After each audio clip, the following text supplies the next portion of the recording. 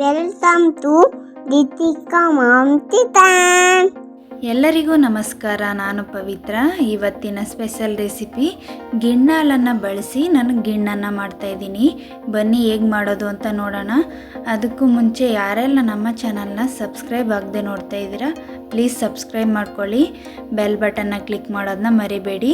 ಮಧ್ಯ ವೀಡಿಯೋನ ಯಾರು ಸ್ಕಿಪ್ ಮಾಡಬೇಡಿ, ಫುಲ್ ವೀಡಿಯೋನ ನೋಡಿ ನಮ್ಮ ಚಾನಲ್ಗೆ ಸಪೋರ್ಟ್ ಮಾಡಿ. ಬನ್ನಿ ಈಗ ಹೇಗೆ ಮಾಡೋದು ಅಂತ ನೋಡೋಣ. ಸ್ಟವ್ ಮೇಲೆ ಒಂದು ಬಾಣಲೆನ ಇಟ್ಕೊಂಡಿದ್ದೆ. ಅದಕ್ಕೆ 1 ಕಪ್ ಆಗುವಷ್ಟು ಕಡಲೆ ಬೀಜನ ಹಾಕ್ಕೊಂಡು ಫ್ರೈ ಮಾಡ್ಕೊತಾ ಇದ್ದೀನಿ. ಕಡಲೆ ಬೀಜನ ಚೆನ್ನಾಗಿ ಹುರಿದು ಸಿಪ್ಪೆ ತೆಗೆದು ಅದನ್ನು ಕ್ರಷ್ ಮಾಡಿ ಇಟ್ಕೊತಾ ಇದ್ದೀನಿ. ಈ ಕಡಲೆ ಬೀಜ ಹಾಕೋದ್ರಿಂದ ಗಿಣ್ಣು ತುಂಬಾ ಚೆನ್ನಾಗಿರುತ್ತೆ. ನಾನಿಲ್ಲಿ ಕ್ರಷ್ ಮಾಡಿ ಹಾಕ್ಕೊಂಡಿದ್ದೀನಿ. ನೀವು ಬೇಕಾದರೆ ಪೌಡರ್ ಮಾಡಿನೂ ಕೂಡ ಹಾಕೋಬೋದು. ನೋಡ್ತಾ ಇರ್ಬೋದು ಎಷ್ಟು ಚೆನ್ನಾಗಿ ಫ್ರೈ ಆಗಿದೆ ಅಂತ. ಇವಾಗ ಸೈಡ್ಗೆ ನಾನು ತೆಗೆದಿಟ್ಕೊಂಡು ಇದನ್ನು ಮೇಲೆ ಇರೋ ಸಿಪ್ಪೆ ಎಲ್ಲ ತೆಗೆದು ನಾನು ಕ್ರಷ್ ಮಾಡಿ ಇಟ್ಕೋತೀನಿ. ನಾನು ಯಾವ ಕಪ್ಪಲ್ಲಿ ಕಡಲೆ ಬೀಜನ ತೊಗೊಂಡಿದ್ನೋ ಅದೇ ಕಪ್ಪಲ್ಲಿ ಹುರ್ಗಡ್ಲೆನೂ ಕೂಡ ಹಾಕ್ಕೊಂಡು ಫ್ರೈ ಮಾಡ್ಕೋತಾ ಇದ್ದೀನಿ. ಹುರ್ಗಡ್ಲೆನ ಜಾಸ್ತಿ ಫ್ರೈ ಮಾಡೋ ಅವಶ್ಯಕತೆ ಇರೋದಿಲ್ಲ, ಸ್ವಲ್ಪ ಲೈಟಾಗಿ ಬಿಸಿ ಆದರೆ ಸಾಕು. ಇದನ್ನು ಕೂಡ ಅಷ್ಟೇ, ಹುರ್ಗಡ್ಲೆ ಮತ್ತು ಕಡಲೆ ಬೀಜನ ನೀವು ಪೌಡರ್ ಮಾಡಿ ಕೂಡ ಹಾಕೋಬೋದು, ಇಲ್ಲ ಅಂದರೆ ಹಾಗೇನೂ ಕೂಡ ಹಾಕೋಬೋದು. ನಾನು ಹಾಗೆ ಹಾಕ್ಕೊಂಡಿದ್ದೀನಿ, ಪೌಡರ್ ಏನು ಮಾಡಿಲ್ಲ. ನಿಮಗೆ ಬಾಯಿಗೆ ಸಿಗೋದು ಇಷ್ಟ ಆಗೋಲ್ಲ ಅನ್ನೋರು ಪೌಡರ್ ಮಾಡಿ ಸೇರಿಸ್ಕೊಳ್ಳಿ, ತುಂಬಾ ಚೆನ್ನಾಗಿರುತ್ತೆ ಗಿಣ್ಣು. ಈಗ ನಾನು ಇದು ಫ್ರೈ ಆಗಿದೆ, ಪ್ಲೇಟ್ಗೆ ತೆಗಿತಾ ಇದ್ದೀನಿ. ನೋಡಿ ನಾನು ಈ ರೀತಿ ಫ್ರೈ ಮಾಡ್ಕೊಂಡಿದ್ದೀನಿ. ನಾನು 1 ಬೌಲಷ್ಟು ಅವಲಕ್ಕಿನ ತೊಗೊಂಡಿದ್ದೀನಿ. ಅವಲಕ್ಕಿ ಮತ್ತು ಚಿರೋಟಿ ರವೆನ ನಾನು ಎರಡು ಒಂದೇ ಮೆಜರ್ಮೆಂಟಲ್ಲಿ ತೊಗೊಂಡಿದ್ದೀನಿ. 1 ಕಪ್ ಚಿರೋಟಿ ರವೆ, 1 ಕಪ್ ಅವಲಕ್ಕಿ ತೊಗೊಂಡಿದ್ದೀನಿ. ನಾನಿಲ್ಲಿ ಗಟ್ಟಿ ಅವಲಕ್ಕಿನ ತೊಗೊಂಡಿದ್ದೀನಿ. ಅವಲಕ್ಕಿ ಉಪ್ಮಾ ಎಲ್ಲ ಮಾಡ್ತೀವಲ್ಲ ಅದೇ ಅವಲಕ್ಕಿನ ತೊಗೊಂಡಿದ್ದೀನಿ. ಇದನ್ನು ಕೂಡ ಹಾಕ್ಕೊಂಡು ಸ್ವಲ್ಪ ಬೆಚ್ಚಗೆ ಮಾಡಿಕೊಂಡ್ರೆ ಸಾಕು, ಚೆನ್ನಾಗಿ ಫ್ರೈ ಮಾಡೋ ಅವಶ್ಯಕತೆ ಏನಿರೋದಿಲ್ಲ. ಒಂದು 5 ನಿಮಿಷ ಈ ರೀತಿ ಲೋ ಫ್ಲೇಮಲ್ಲೇ ಬೆಚ್ಚಗೆ ಮಾಡಿಕೊಂಡ್ರೆ ಸಾಕು. ಈ ರೀತಿ ಮಾಡಿಕೊಂಡು ನಾನು ನೀರು ಹಾಕಿ ವಾಶ್ ಮಾಡಿ ಇಟ್ಕೋತೀನಿ. ಅವಲಕ್ಕಿಲಿ ಗಲೀಜಿರತ್ತೆ, ಅದಕ್ಕೋಸ್ಕರ 1-2 ಸರಿ ತೊಳೆದು ಸೈಡಲ್ಲಿ ಎತ್ತಿಟ್ಕೋತೀನಿ. ನಾವು ತೊಳೆದೇನೆ ಹಾಗೆ ಹಾಕ್ಕೊಳಕ್ಕೆ ಹೋಗಬಾರ್ದು, ತೊಳೆದಿನೇ ಹಾಕ್ಕೊಳ್ಬೇಕು.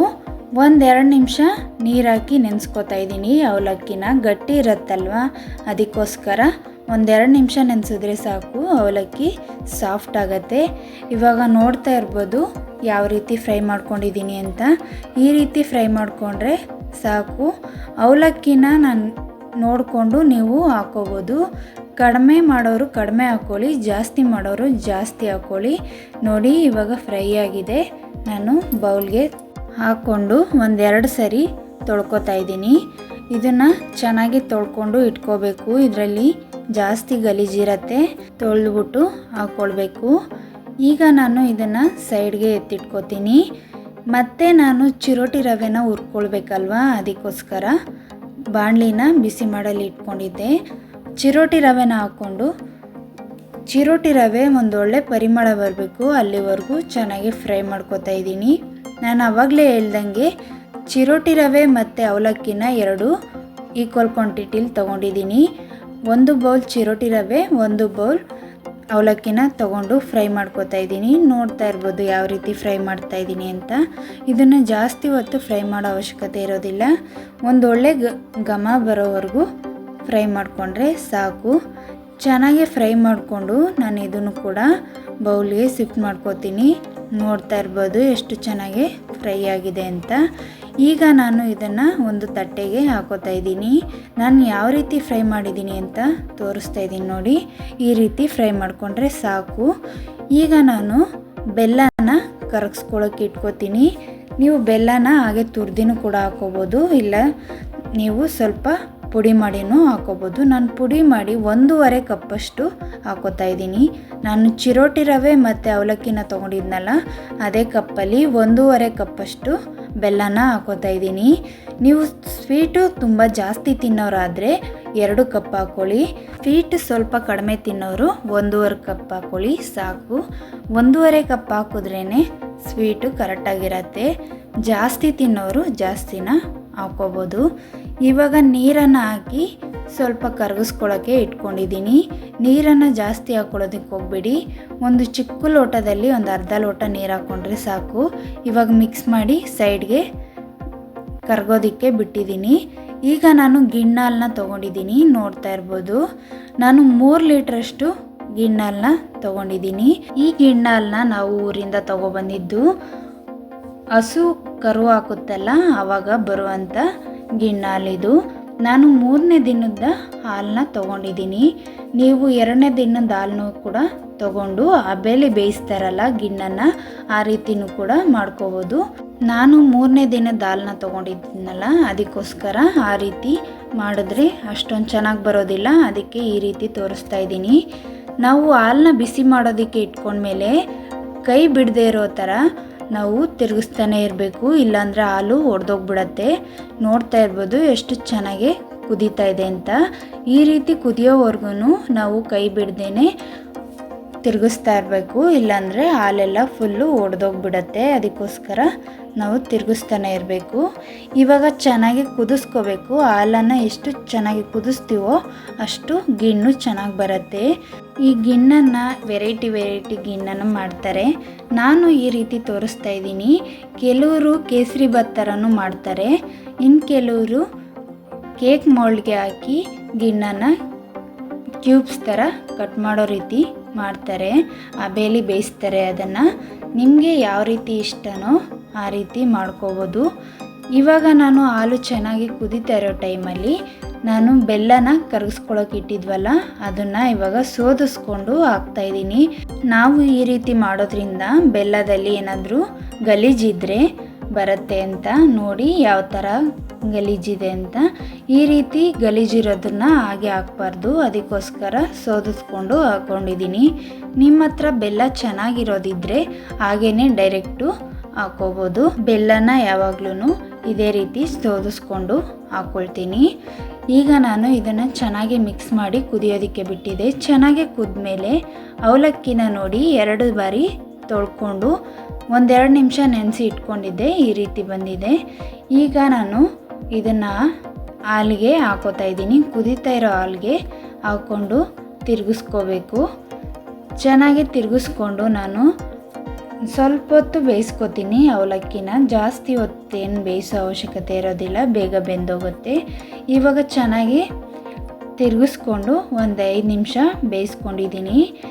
ಈ ಟೈಮಲ್ಲಿ ನಾವು ಚಿರೋಟಿ ರವೆನ ಹುರಿದಿಟ್ಕೊಂಡಿದ್ವಲ್ಲ ಅದನ್ನು ಕೂಡ ನಾವು ಕುದೀತಾ ಇರೋ ಟೈಮಲ್ಲಿ ಎಷ್ಟು ಬೇಕೋ ಅಷ್ಟನ್ನು ನೋಡಿ ಹಾಕ್ಕೊಳ್ಬೇಕು. ನಾನು ತೊಗೊಂಡಿರೋ ಕ್ವಾಂಟಿಟಿಲಿ ನಾನು ಎಲ್ಲನೂ ಹಾಕ್ಕೊಳ್ತಾ ಇದ್ದೀನಿ, ಯಾವುದನ್ನು ಕಡಿಮೆ ಹಾಕ್ಕೊಂಡಿಲ್ಲ. ಅವಲಕ್ಕಿನೂ ಅಷ್ಟೇ ಹಾಕ್ಕೊಂಡಿದ್ದೀನಿ, ಚಿರೋಟಿ ರವೆನೂ ಕೂಡ ಅಷ್ಟೇ ಹಾಕ್ಕೊಂಡಿದ್ದೀನಿ. ಎರಡನ್ನೂ ಒಂದೊಂದು ಬೌಲ್ ಹಾಕ್ಕೊಂಡಿದ್ದೀನಿ. ಇವಾಗ ಗಂಟಿಲ್ಲದೆ ಇರೋ ಥರ ಮಿಕ್ಸ್ ಮಾಡ್ಕೋಬೇಕು. ಚಿರೋಟಿ ರವೆನ ಹಾಕ್ಬೇಕಾದ್ರೆ ನೆನಪಿರಲಿ, ಅದನ್ನು ಗಂಟಿಲ್ಲದೆ ಇರೋ ಥರ ಸ್ವಲ್ಪನೇ ಹಾಕ್ಕೊಂಡು ಮಿಕ್ಸ್ ಮಾಡ್ಕೋಬೇಕು. ಇಲ್ಲ ಅಂದರೆ ಅದು ಗಂಟಾಗೋ ಚಾನ್ಸಸ್ ಇರುತ್ತೆ. ಅದಕ್ಕೋಸ್ಕರ ಚಿರೋಟಿ ರವೆನ ಸ್ವಲ್ಪನೇ ಹಾಕ್ಕೊಂಡು ಮಿಕ್ಸ್ ಮಾಡಿಕೊಂಡು ಈ ಥರ ಮಾಡ್ಕೋಬೇಕು. 3 ಕಪ್ ಆಗುವಷ್ಟು ನಾನು ಕಡಲೆಪುರಿನ ಹಾಕ್ಕೊಂಡು ಮಿಕ್ಸ್ ಮಾಡ್ಕೋತಾ ಇದ್ದೀನಿ. ಈ ಥರ ಐಟಮ್ ಹಾಕಿ ಗಿಣ್ಣನ್ನು ಮಾಡಿಕೊಂಡ್ರೆ ತುಂಬಾ ಚೆನ್ನಾಗಿರತ್ತೆ. ಇವಾಗ ಚೆನ್ನಾಗಿ ಮಿಕ್ಸ್ ಮಾಡ್ಕೋಬೇಕು. ನಾವು ರಾಗಿ ಮುದ್ದೆ ಎಲ್ಲ ಮಾಡ್ತೀವಲ್ಲ ಆ ರೀತಿ ಜಡ್ಕೋಬೇಕು, ಇಲ್ಲ ಅಂದರೆ ಗಂಟಾಗೋ ಚಾನ್ಸಸ್ ಇರುತ್ತೆ. ಅದಕ್ಕೋಸ್ಕರ ಹೇಳ್ತಾ ಇದ್ದೀನಿ. ನಾನು 3 ಕಪ್ ಆಗುವಷ್ಟು ಕಡಲೆಪುರಿನ ಹಾಕೋತಾ ಇದ್ದೀನಿ. ಸ್ವಲ್ಪನೇ ಹಾಕ್ಕೊಂಡು ಮಿಕ್ಸ್ ಮಾಡ್ಕೋತಾ ಇದ್ದೀನಿ. ಯಾಕೆ ಅಂದರೆ ಜಾಸ್ತಿ ಆಗಿರೋದ್ರಿಂದ ಸ್ವಲ್ಪನೇ ಹಾಕ್ಕೊಂಡು ಮಿಕ್ಸ್ ಮಾಡ್ಕೋತಾ ಇದ್ದೀನಿ. ಚೆನ್ನಾಗಿ ಈ ರೀತಿ ಮಿಕ್ಸ್ ಮಾಡಿದ್ದಾದಮೇಲೆ ನಾನು ಒಂದು ದೊಡ್ಡ ಸೈಜ್ ತೆಂಗಿನಕಾಯಿ ತುರಿನ ತುರಿದು ಇಟ್ಕೊಂಡಿದ್ದೆ.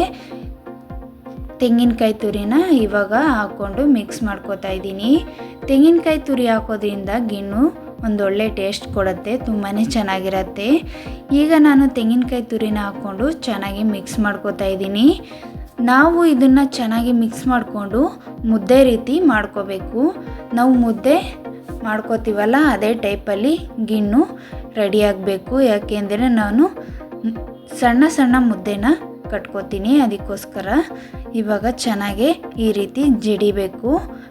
ಈ ರೀತಿ ಜಡ್ದಾದ್ಮೇಲೆ ನಾನು ಹುರ್ಗಡ್ಲೆನ ಹುರ್ಕೊಂಡಿದ್ನಲ್ಲ ಅದನ್ನು ಕೂಡ ಇವಾಗ ಸೇರಿಸ್ಕೊತಾ ಇದ್ದೀನಿ. ಕಡಲೆ ಬೀಜನ ಹುರಿದು ಸಿಪ್ಪೆನ ತೆಗೆದು ಸ್ವಲ್ಪ ಕ್ರಷ್ ಮಾಡಿ ಹಾಕೋತಾ ಇದ್ದೀನಿ. ನಿಮಗೆ ಈ ರೀತಿ ಹಾಕ್ಕೊಂಡು ಮಾಡ್ಕೊಳ್ಳೋದು ಇಷ್ಟ ಇಲ್ಲ ಅಂದರೆ ಪೌಡರ್ ಮಾಡಿಕೊಂಡು ಹಾಕೋಬೋದು. ನಿಮಗೆ ಬಾಯಿಗೆ ಸಿಗೋದು ಇಷ್ಟ ಇಲ್ಲ ಅನ್ನೋದಾದರೆ ಪೌಡರ್ ಮಾಡಿಕೊಂಡು ಹಾಕ್ಕೊಳ್ಬೋದು. ಸ್ವಲ್ಪ ಏಲಕ್ಕಿ ಪುಡಿನೂ ಕೂಡ ಹಾಕ್ಕೊಂಡಿದ್ದೀನಿ, ಆ ವಿಡಿಯೋ ಸ್ಕಿಪ್ ಆಗಿದೆ. ಇವಾಗ ಚೆನ್ನಾಗಿ ಜಡ್ದಿದ್ದಾದಮೇಲೆ ಪ್ಲೇಟ್ನ ಮುಚ್ಚಿ ಲೋ ಫ್ಲೇಮಲ್ಲಿ 1-2 ನಿಮಿಷ ಬಿಡ್ತಾಯಿದ್ದೀನಿ. ಅದು ಬೆಂದು ಸ್ವಲ್ಪ ಚೆನ್ನಾಗಿ ಅರಳುತ್ತೆ. ಈಗ ನಾನು ಮುದ್ದೆ ಕಟ್ಟೋದ್ರಲ್ಲಿ ಕಟ್ಕೋತಾ ಇದ್ದೀನಿ. 5 ನಿಮಿಷ ಆಗಿದೆ. ಪ್ಲೇಟ್ ಓಪನ್ ಮಾಡಿ ನೋಡ್ತಾ ಇದ್ದೀನಿ. ಇವಾಗ ನಾನು ದೋಸೆ ಅಲ್ಲೇಲಿ ಚೆನ್ನಾಗಿ ಜಡ್ದಿ ಕಟ್ಕೋಬೇಕು. ಹಾಗೇ ಕಟ್ಕೊಳ್ಳೋದಕ್ಕೆ ಹೋಗ್ಬೇಡಿ. ಈ ಮುದ್ದೆನ ಬಿಸಿ ಇದ್ದಾಗಲೇ ಕಟ್ಕೋಬೇಕು. ಇವಾಗ ಒಂದು 5 ನಿಮಿಷ ಆದಮೇಲೆ ನಾನು ಪ್ಲೇಟ್ ಓಪನ್ ಮಾಡಿ ಬಿಸಿ ಇದ್ದಾಗಲೇ ಕಟ್ಕೋತಾ ಇದ್ದೀನಿ. ಮುದ್ದೆ ಕಟ್ಟೋದಿರತ್ತಲ್ಲ ಅದಕ್ಕೆ ಹಾಕ್ಕೊಂಡು ನಿಮಗೆ ಯಾವ ಸೈಜಲ್ಲಿ ಬೇಕೋ ಆ ಸೈಜಲ್ಲಿ ಕಟ್ಕೋಬೋದು. ನಾನು ಮೀಡಿಯಮ್ಮಾಗಿ ಸಣ್ಣದಾಗೆ ಕಟ್ಕೋತಾ ಇದ್ದೀನಿ. ಈ ರೀತಿ ಕಟ್ಕೊಂಡು ನಾನು ಗಿಣ್ಣು ಮುದ್ದೆನ ಮಾಡ್ಕೋತಾ ಇದ್ದೀನಿ. ಈ ಗಿಣ್ಣು ರೆಸಿಪಿ ನಿಮಗೆ ಇಷ್ಟ ಆಗಿದ್ರೆ ನಿಮ್ಮ ಫ್ಯಾಮಿಲಿ ಫ್ರೆಂಡ್ಸ್ ಜೊತೆಗೂ ಶೇರ್ ಮಾಡ್ಕೊಳ್ಳಿ. ಇದೇ ರೀತಿ ಯಾವುದಾದ್ರೂ ಹೊಸ ರೆಸಿಪಿ ಬೇಕು ಅಂದ್ರೂ ಕೂಡ ಕಮೆಂಟ್ಸ್ನಲ್ಲಿ ತಿಳಿಸಿ, ಆದಷ್ಟು ಬೇಗ ಅಪ್ಲೋಡ್ ಮಾಡ್ತೀನಿ.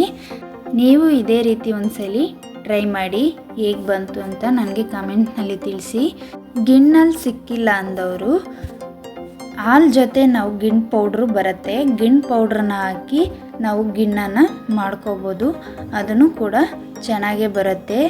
ನೋಡಿದ್ರಲ್ಲ ಮನೇಲಿ ಸಿಂಪಲಾಗಿ ಈಸಿಯಾಗಿ ಗಿಣ್ಣನ್ನು ಹೇಗೆ ಮಾಡೋದು ಅಂತ ನೋಡ್ತಾ ಇರ್ಬೋದು ಎಷ್ಟು ಚೆನ್ನಾಗಿ ಮುದ್ದೆಗಳು ರೆಡಿಯಾಗಿದೆ ಅಂತ.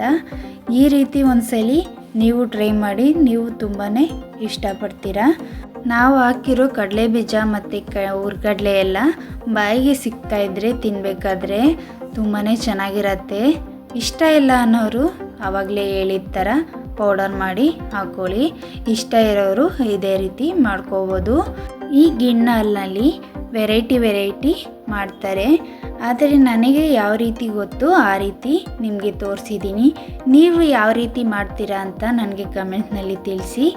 ನೋಡಿ ನಾನು ಒಂದನ್ನು ಎತ್ಕೊಂಡು ಮುರಿದು ತೋರಿಸ್ತಾ ಇದ್ದೀನಿ. ಈ ರೀತಿ ಬರಬೇಕು. ನಾವು ಗಿಣ್ಣು ಮುದ್ದೆನ ಮಾಡಿದ್ರೆ ಕೈಗೆ ಸ್ವಲ್ಪನೂ ಅಂಟಬಾರ್ದು. ಆ ರೀತಿ ಬಂದರೆ ನಮಗೆ ಗಿಣ್ಣು ಪರ್ಫೆಕ್ಟಾಗಿ ಬಂದಿದೆ ಅಂತ. ನಾನು ತೊಗೊಂಡಿರೋ ಕ್ವಾಂಟಿಟಿಗೆ 23 ಉಂಡೆಗಳಾಗಿತ್ತು. ನೀವು ಕಡಿಮೆ ಜಾಸ್ತಿ ಮಾಡ್ಕೋಬೋದು. ಈ ವಿಡಿಯೋ ನಿಮಗೆ ಇಷ್ಟ ಆಗಿದ್ರೆ ಲೈಕ್ ಮಾಡಿ, ಶೇರ್ ಮಾಡಿ, ಸಬ್ಸ್ಕ್ರೈಬ್ ಮಾಡ್ಕೊಳ್ಳಿ. ನೆಕ್ಸ್ಟ್ ವಿಡಿಯೋದಲ್ಲಿ ಸಿಗ್ತೀನಿ. Thanks for watching.